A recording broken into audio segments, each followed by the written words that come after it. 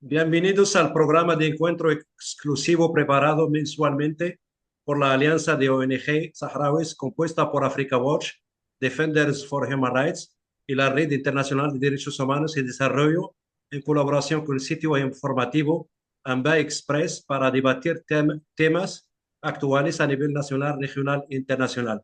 En esta oportunidad recibimos al internacionalista, decano y docente universitario ex conseller del Perú, doctor Miguel Ángel Macay. Bienvenidos, doctor, en esta sesión del programa para la cual hemos elegido el tema la cuestión del Sáhara y el problema de la contabilidad entre el derecho internacional, el realismo político y el modelo de autonomía propuesto por el Reino de Marruecos. Bienvenidos, doctor. Muy buenas tardes, ¿Cómo para está ustedes usted? buenas noches. Es un placer, Encantadísimo de es un estar placer con ustedes. Muchas gracias por la invitación al a de usted. los ahí, muy amable. Muchas gracias, don Miguel. Es un placer tenerles con nosotros para poder arrojar la luz sobre un problema y un conflicto que duró más de 5 décadas y también hizo una problemática sobre el desarrollo de la zona de África del Norte y además del futuro de los saharauis en los campamentos de Tinduf. Primero, eh, siempre surge la pregunta, ¿cuál es la diferencia entre autonomía y autodeterminación? ¿Están relacionados o son contradictorios? Por supuesto que son absolutamente complementarios.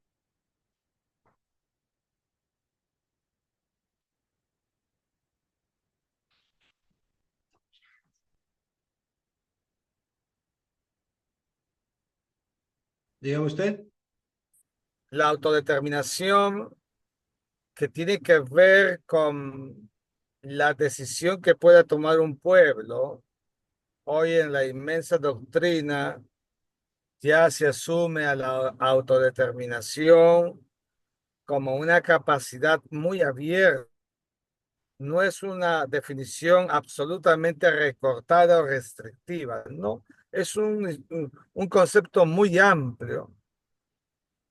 Tampoco tan amplio, pero es lo suficientemente amplio como para que los pueblos puedan tener eh, em, mecanismos para tomar decisiones. Por ejemplo, la autodeterminación, sí, conduce a la independencia, como no, el sistema westfaliano, eso nos lo dice, esto que fue emanado de la paz de Westfalia de 1648,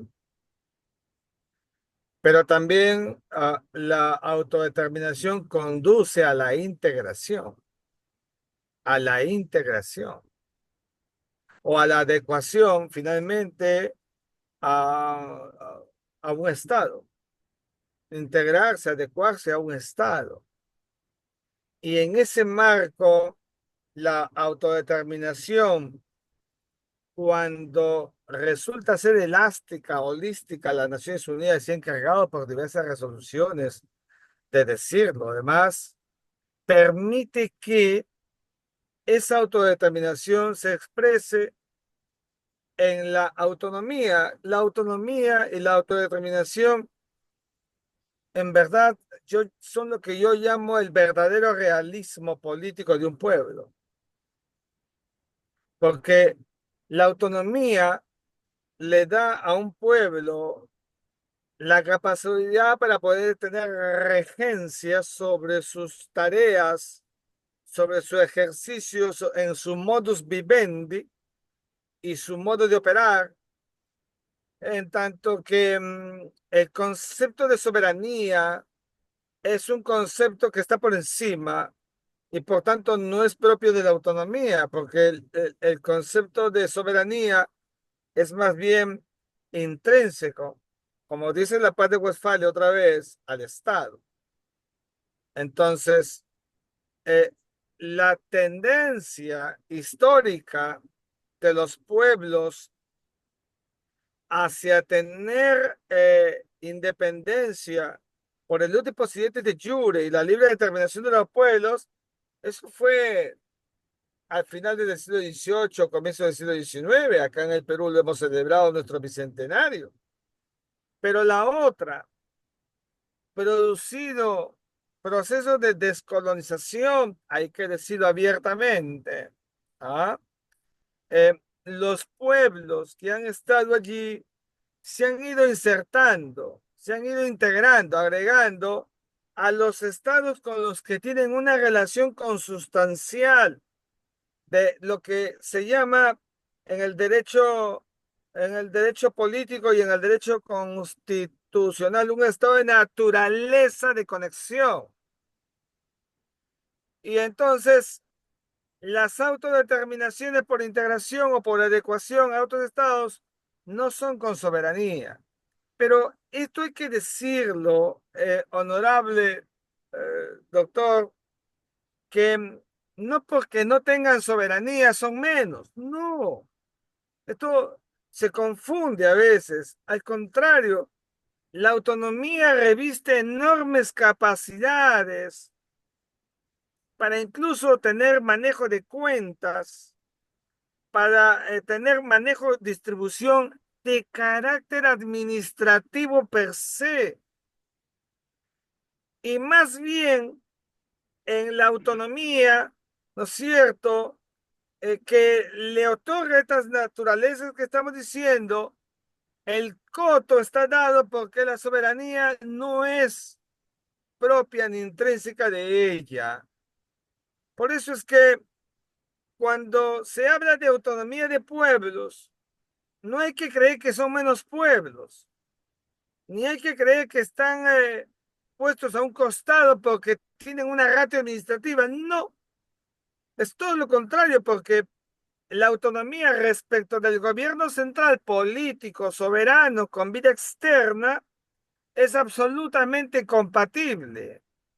¿Qué es lo que, a mi juicio, conviene en el realismo político a esta relación que tiene las comunidades, los pueblos, las tribus que viven en el Sáhara Occidental, con Marruecos está mentalmente vinculado por la historia, como sabemos todos, y esta es una vinculación que yo siempre la pongo en relieve por la consistencia de una opinio juris fundada en la costumbre de aceptación de esta soberanía de Marruecos que brinda todas las preeminencias para asegurar en esa propuesta lúcida el carácter inmanente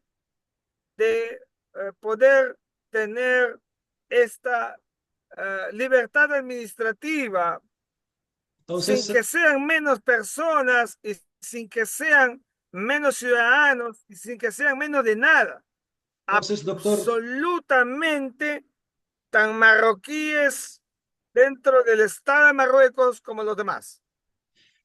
basándose en esto, en medio del creciente reconocimiento internacional de la propuesta marroquí de autonomía, la presencia de numerosas representaciones consulares en las ciudades de Dakhla y Layún, en la cercana resolución de este prolongado conflicto, ¿no ven ustedes que la delación de Argelia, del Polisario, a la hora de entablar negociaciones serias sobre esta propuesta es un intento de prolongar el sufrimiento de los saharauis en los campamentos de Tinduf y disminuir la amplitud e indivisibilidad del derecho internacional? Miren, si hay algo que me queda claro es que en 50 años, todo lo que ha hecho el Polisario, cuyo objeto de creación no fue contra Marruecos, fue contra la presencia española. Esto tenemos que ser muy claro. Nunca, no hay ninguna literatura que diga que la presencia del Polisario, la creación del Polisario fue contra Marruecos, fue contra la ocupación Española. de España. Entonces, por 50 años me queda claro que cuando el Polisario da el giro, mejor dicho, le hacen dar el giro en Argelia, me queda claro que van casi 50 años que se cumplirá este año con el gran acontecimiento de la Marcha Verde en noviembre. Me queda claro que han sido siempre obstáculo y óbice permanente contra un elemento fundamental que tiene que ver con el destino de los pueblos, que es eh, el destino inmanente de la sociedad. El pueblo saharaui tiene derecho a calidad de vida, tiene derecho a la felicidad, tiene derecho a decidir su destino. Y lo que ha hecho el Polisario y lo que ha hecho Argelia es conspirar contra ello. Pero además han hecho conspirar contra la integridad territorial de Marruecos que subyace de manera totalizadora a las comunidades saharauis dentro de Marruecos, ¿no es cierto? Que son comunidades que merecen todo el mayor respeto. Entonces, cuando se instalan consulados, los consulados son entidades inviolables de acuerdo con la Convención de Viena sobre relaciones consulares de 1963 y los consulados son las relaciones administrativas de dos estados. Por tanto, cuando se instala un consulado en Tajla, que conozco, en Ayun, que no conozco, Será la próxima vez, doctor. lo hace, lo hace asumiendo el espíritu de la Convención de Viena, que esos consulados instalados en estas ciudades son instalados en el territorio de Marruecos. Porque la Convención de Viena es clara. La Convención de Viena es relaciones diplomáticas entre estados. Por tanto, de jure y de factum, pero sobre todo de jure, Ayun y Dakhla, desde el instante mismo en que se hace y se instala el consulado, está materializando erga omnes la naturaleza soberana de Marruecos sobre esos territorios.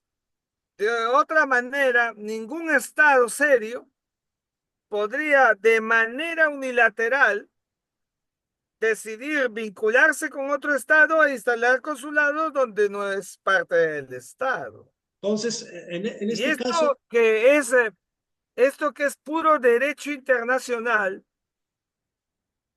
debemos comprenderlo. Entonces, en la medida en que se han venido instalando cada vez más consulados, por eso le pido a mi país y a mi presidenta y a mi gobierno que tome la decisión de abrir un consulado en Dakhla, ¿ah?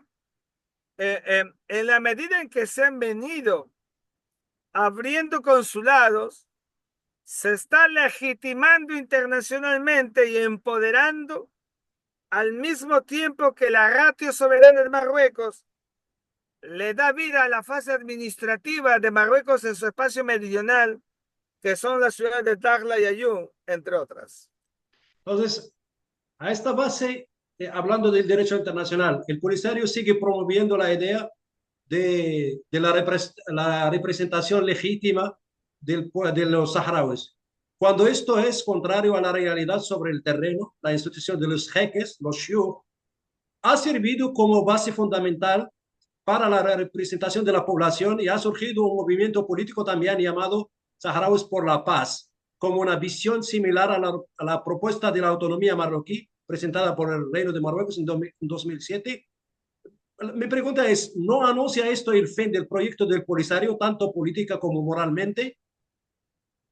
Acabo de estar invitado por ustedes en Canarias y me place que esa pregunta tenga relación con mi discurso mi exposición, porque si algo tiene el movimiento saharaui por la paz, es que le está quitando peso y piso sostenido y sistemáticamente al Polisario hace buen tiempo.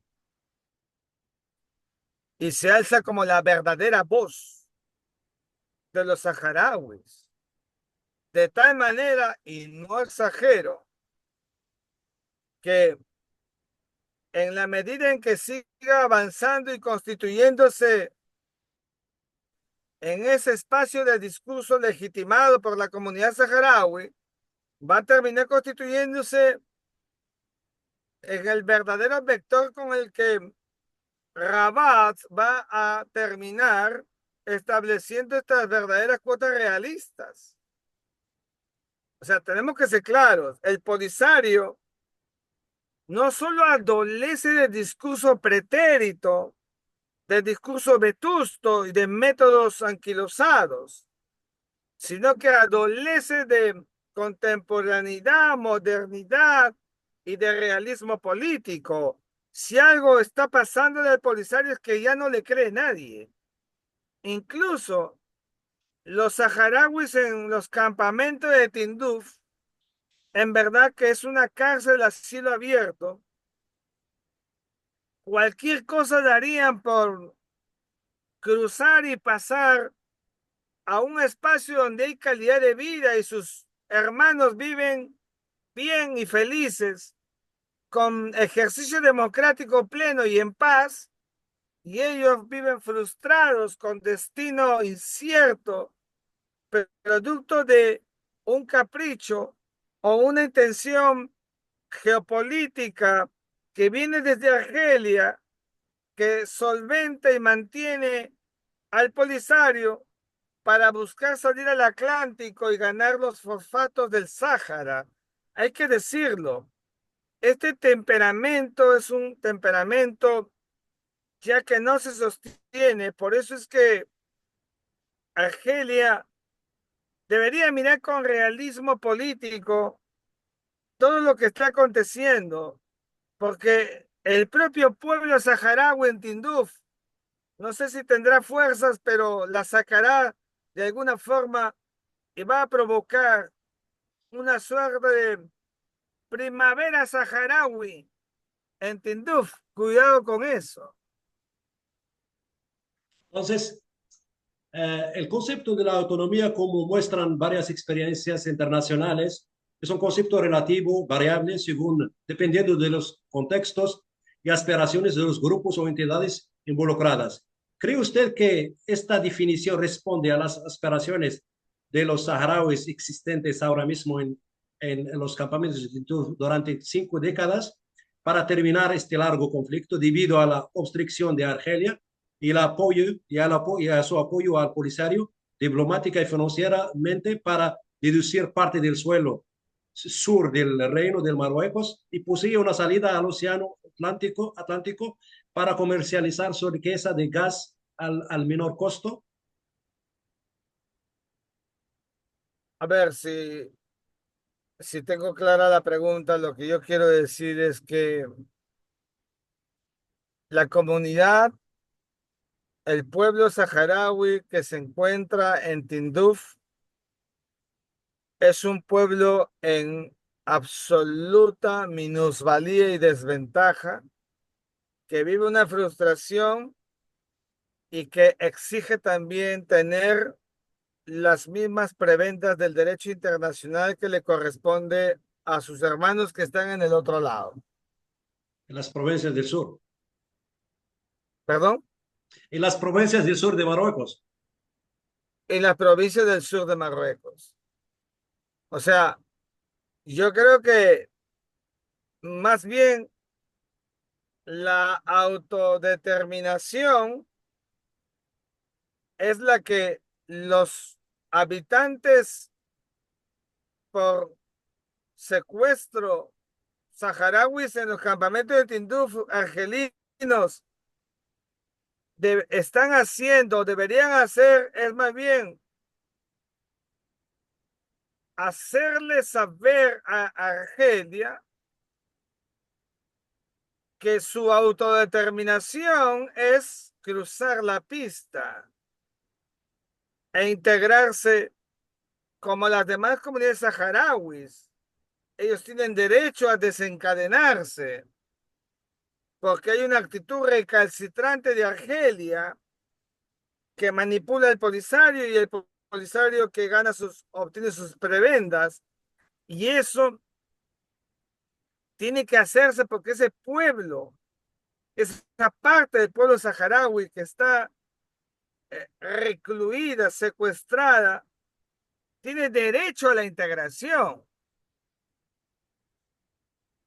Y ellos quieren integrarse a Marruecos. No los dejan, que es distinto. Ellos no quieren ser argelinos, quieren ser marroquíes, unidos a su pueblo en la naturaleza de la autonomía, por supuesto.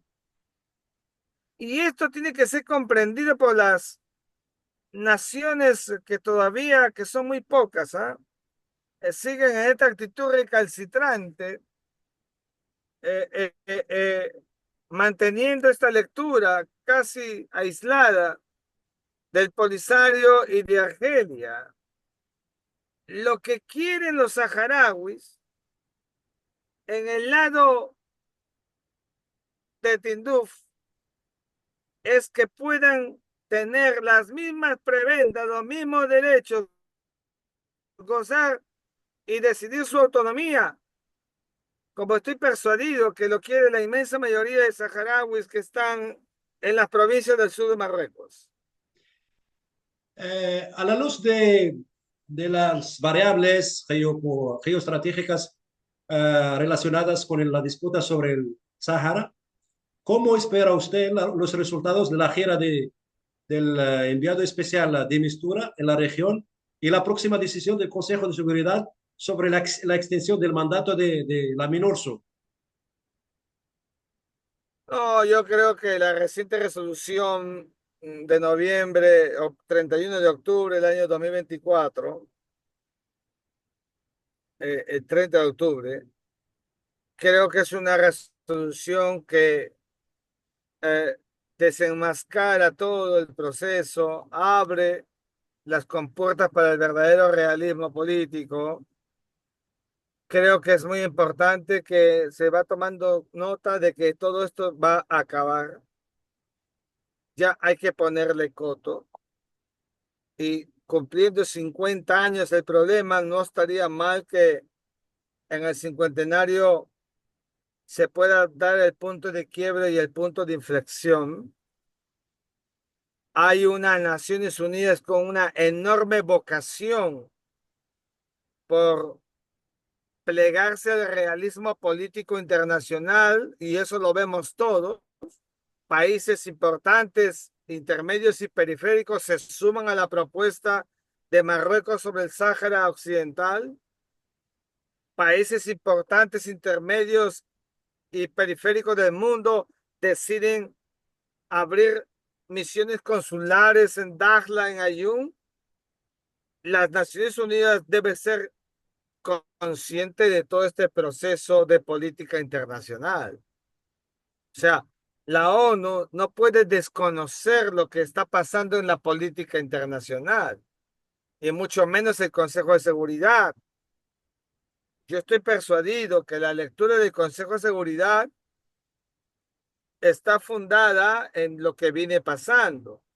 Desde que Estados Unidos de América y España, y con ellos Francia, decidieron reconocer la soberanía de Marruecos sobre el Sáhara y apoyar 100% la propuesta de la autonomía del rey Mohamed VI en ONU en 2007, ha venido una avalancha de reconocimientos de la soberanía y del apoyo a la propuesta. Entonces, esa realidad tiene que ser dosificada por las Naciones Unidas en el marco de lo que significa el realismo político internacional contemporáneo. Porque si algo tiene la ONU es que debe ir pegada a la realidad de la política internacional y del derecho internacional. Si viéramos todo lo contrario, se podría entender una posición, digamos, abiertamente distinta, pero está pasando exactamente lo contrario. Un cierra filas con estas propuestas que en verdad deben ser la pauta metodológica para lo que vaya a ser el Consejo de Seguridad de las Naciones Unidas. Yo estoy persuadido que la ONU debe estar preparando un modus operandi camino a una resolución definitiva del problema y buscando que este momento histórico de la Marcha Verde que cumplirá 50 años el 6 de noviembre sea la base estamentaria de este nuevo proceso, porque los saharauis tienen derecho a vivir muy bien, felices, dignamente. como corresponde. Eh, Hace 4 días estuvimos testigos, desgraciadamente, de la muerte de dos saharauis civiles desarmados en los campamentos, en pleno campamento, en una zona que se llama Al-Argub, en el campamento de Dakhla, por parte del ejército argelino. ¿Cómo ves usted este tipo de graves Creo, violaciones contra los saharauis? yo creo que precisamente el representante del secretario general de las Naciones Unidas que hará un viaje a la región debe hacerlo bajo este espíritu de la corriente internacional que domina al derecho internacional y a las relaciones internacionales que acabo de explicar, y además, como dice el artículo 1 de la Carta de San Francisco, mantener la paz. Entonces, el representante del secretario general de las Naciones Unidas para el tema del Sáhara Occidental debe llegar con el discurso de la paz, no solamente expresando el deseo de que se mantenga la paz, sino haciéndole saber a todos que la paz es una obligación, que la paz es un imperativo categórico kantiano, y eso le dará más autoridad a la ONU, porque si algo tiene la Carta de San Francisco y todo el moderno modus operandi de la ONU, es que a la paz ya no se le ve desiderativamente, sino como algo vinculante, obligatorio. La paz es el único camino y eso debe ser el punto de partida del discurso del representante del secretario general de la ONU. Entonces, ¿cómo ves los grandes logros implementados en las regiones del sur del Reino de Marruecos en una respuesta sostenible a los derechos políticos, civiles, económicos, sociales y culturales, incluyendo el derecho al desarrollo para las aspiraciones de los saharauis? A mí me parece la más sensata, evidente, incontrastable y certera intención y actitud de Marruecos con su rey por considerar en sumo grado esa estimación que se tiene al pueblo saharaui insertado dentro de Marruecos. Ya estamos cansados de ver en el mundo regímenes que desprecian a sus pueblos periféricos, a sus pueblos de zona de provincias, a sus pueblos de zona de fronteras. Eso ha acabado. Ahora hay que buscar lo que está haciendo Marruecos con su política hacia los saharauis de dignificación permanente.